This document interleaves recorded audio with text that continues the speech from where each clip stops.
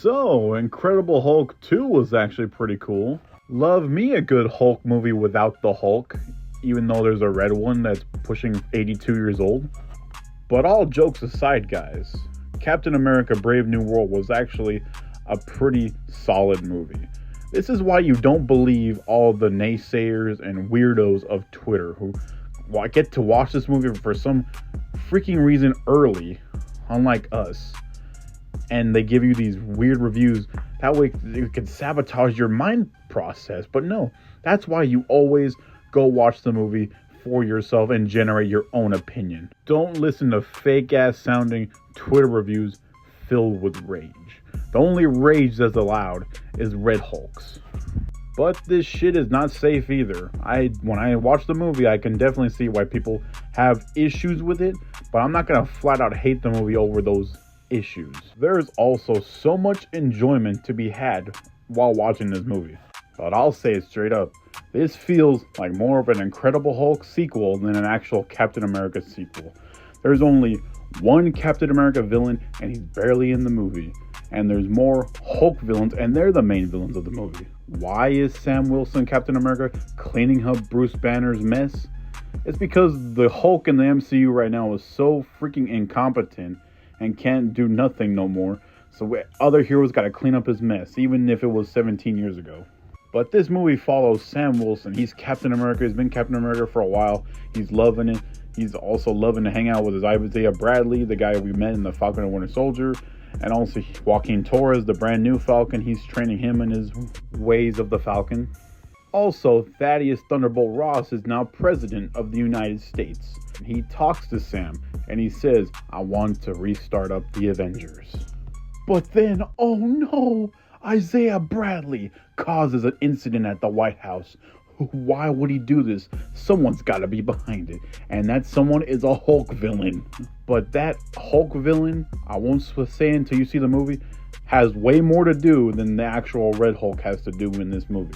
We all know the drama. We all know this movie was reshot up to hell way back when. It was going to be one way, and then they did a bunch of reshoots, and now we got this final product. And honestly, I think they did the best of what they could, because like you can tell they wanted this to go a certain way, but then all those test screenings they had tested poorly, and then they had to reshoot all this. Because there are some scenes in this movie where I'm like, okay, they wanted this to be a certain thing, but now reshoots, and we had to can that, and now some scenes could be out of place and be just downright confusing. Make sure you stay through the credits. And yeah, some shots in this movie straight up look like crap, because freaking you could really tell it's obvious green screen, like super obvious. Like we're in a movie theater, we're not supposed to see that it looks so obvious. Like this was painfully obvious. Like, geez, it may straight up pull you out of the movie. I'm not gonna hold you.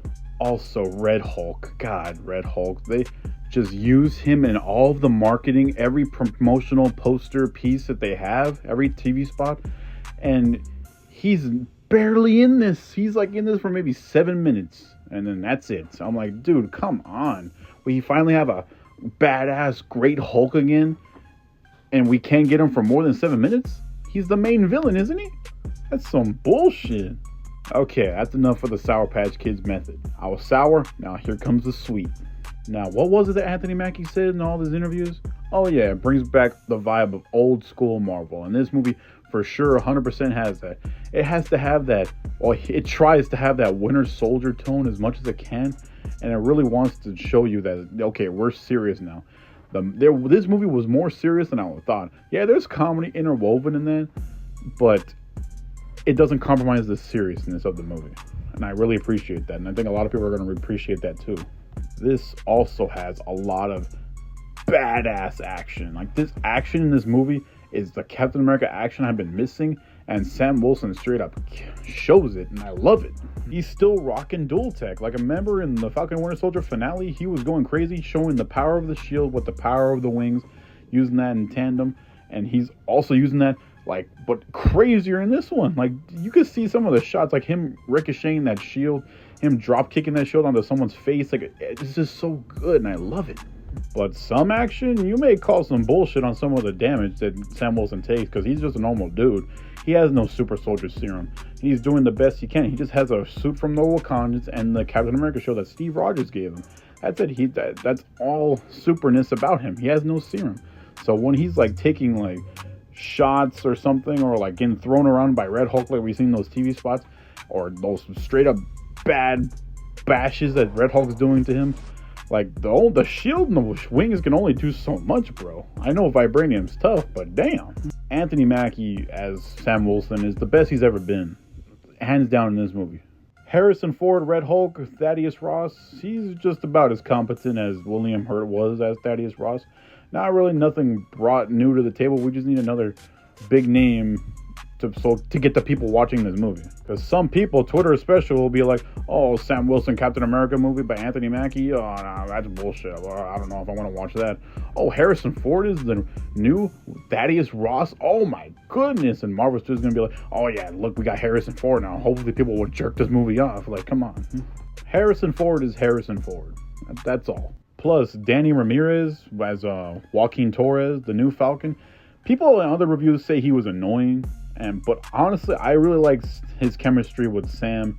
The chemistry between Sam and Joaquin was actually pretty cool. I did like how they were partners. I do like he was training him in the ways of the Falcon wings and his old tech. I did like that a lot. I'm like, okay, that's basically most of what this movie is, and I'm glad I saw it.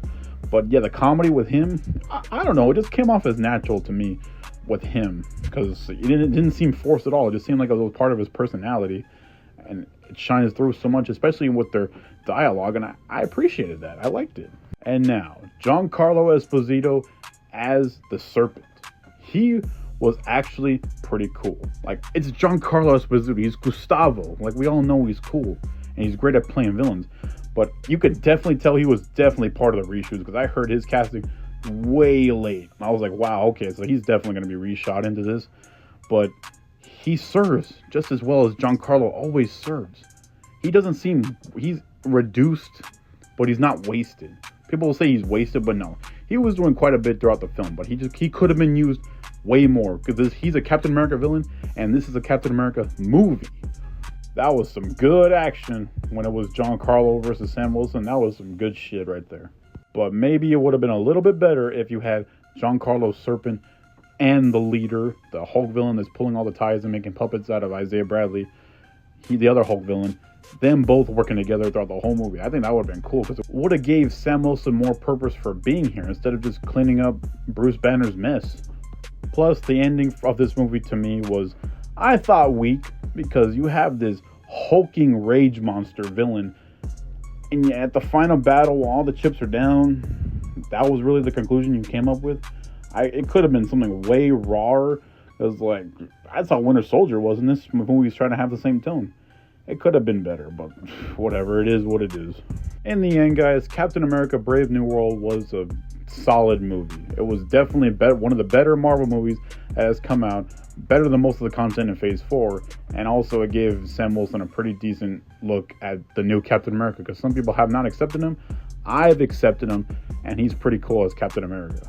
And the villains, yet they're not of this nature for him, they still do everything they can, and they actually have some pretty dominating presences, especially Giancarlo. Like, come on, bro. Go see this movie for yourself, generate your own opinion, and just have a damn good time. Alright, let's wrap it up. Captain America Brave New World gets a C.